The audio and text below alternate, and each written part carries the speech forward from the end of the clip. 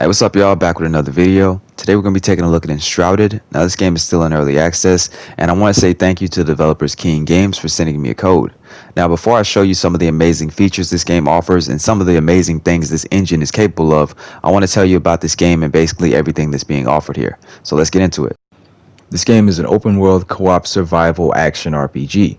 The genre blending takes a minute to get used to, but eventually everything clicks as you're gradually introduced to the game world, along with the new mechanics and abilities over time. To me, the survival elements felt supplementary by default. You need to rest to maintain peak stamina, while eating different foods can boost or regenerate your health. Now, you have the choice to enable harsher penalties, and this is not just for the survival elements. You can enable harsher penalties for everything. You can make the game harder, you can give the enemies more health, you can make the bosses stronger, you can even do the inverse. You can make sure to make the game easier. You can turn off the durability for all your weapons and equipment, you can make the bosses weaker, you can, speed up craft times, or you can just make crafting instantaneous. You have a lot of flexibility for your game world, and this is something that I feel like is a very big positive for this game, and I kind of wish that more developers did it. You basically can just craft whatever type of game you want to for you and your friends. It can be insanely hard or insanely easy. Now, with that being said, I still feel like this is one of the easier survival games, because even with the harsher penalties enabled, you still don't lose your character after you die, you only lose items. Now, when it comes down to the core gameplay, you're going to be doing one of three things: crafting, building, or fighting. I have to say, I like how they blended everything together. The pacing is actually pretty good. I feel like that you don't really spend too much time in any one place doing one thing for too long. There's a nice mix of all three. And out of the three, I have to say that the strongest element is easily the building. This game's engine is just insane, along with its terrain deformation and destruction.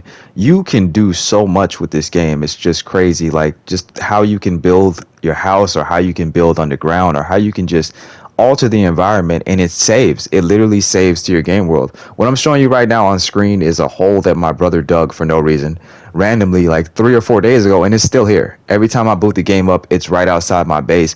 This is just something that I absolutely love about this game. I used to dream about games like being like this, being like having this level of destructibility and just customization. And I can honestly say I came into this game thinking I was not going to like the building aspect. The first building I made was literally, it was a room. It was a single room, and I made it that way so I could be done with it as fast as possible. But as the game kind of pushes you to expand and, continue building, I fell in love with it. I just fell in love with the system and the process. Now, I will admit that this does kind of like drive you to gather more resources and craft more. But honestly, I think it's worth it. This, in my opinion, is the best thing about this game. Another thing I can say I really like about this game is the way that they did the skills in the classes. Now, this is very open-ended. You do have classes, but they're more so represented on the skill tree. So you're able to multi-class and mix and match and just take pieces of every class if you wish and just kind of morph them all together. Now, I will admit I'm still pretty early in the game. Like I said, this is a massive game, and I'm only 25 hours in, which is not that far, so I haven't really progressed that far into the skill tree, but I can say what I have played and what I have unlocked, I have enjoyed.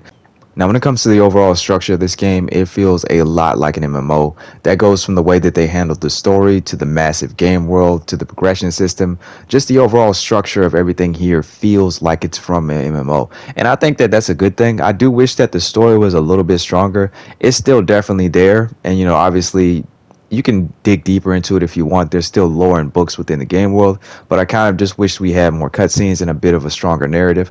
But I feel like this is more of a, that I feel like it's leaning more into the survival co-op aspect, so I understand what they're doing here. Now, this game also does support up to 16 players in co-op, and there is no type of PvP. This is entirely PvE focused, and I actually do like that. I do feel like 16 players is a bit of a, an odd number. I feel like they kind of maybe should have went a little less. I don't think it's really necessary. I don't know. This is why I thought it was an MMO at first. Seeing all those players on screen kind of does give MMO vibes. And speaking of the co-op and multiplayer elements, this is something that I kind of hope they improve on in the future. When you play with other people as of right now, it is a gamble. Now, when you play co-op or multiplayer, you join someone else's game world and you have access to their stash. You have access to their base. So you could go into someone's base and steal their stuff and then log out and go back to your game world with their stuff.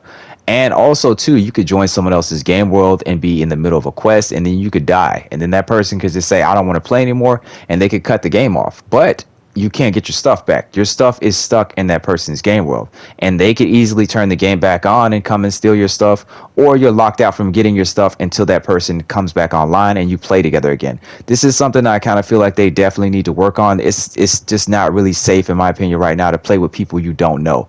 I've tried to play with some other people. I actually did lose some stuff. It wasn't anything too important, but this is the main reason why you only see me either playing with one person or by myself in this video. In closing, one thing I do feel like is worth mentioning, you're definitely going to need a pretty strong computer to run this game, and it kind of makes sense with everything that it's offering and everything that, the engine is capable of. But yeah, this is something that's going to require a pretty beefy rig. I actually still ran into a couple of frame rate dips in certain locations, but for the most part, I was able to get a somewhat smooth experience. Now I believe that I'm playing around, it's hovering somewhere between 30 and 40 FPS with dips, with the dips in between. But like I said, for the most part, you're going to need a pretty strong computer to play this, but I think it's worth it if this is the type of game you're interested in. Now, this game is still in early access, so there's a couple things that still need to be worked out, but overall, I really did enjoy my time with this game, and I'm planning on streaming it soon. Hopefully, y'all liked the video, man. I'm sorry for if it ran a little bit too long. I was actually hoping to make this a little shorter, but, that happens sometimes. Like, comment, subscribe, man. I'll be back with another one, and thanks for watching. Peace.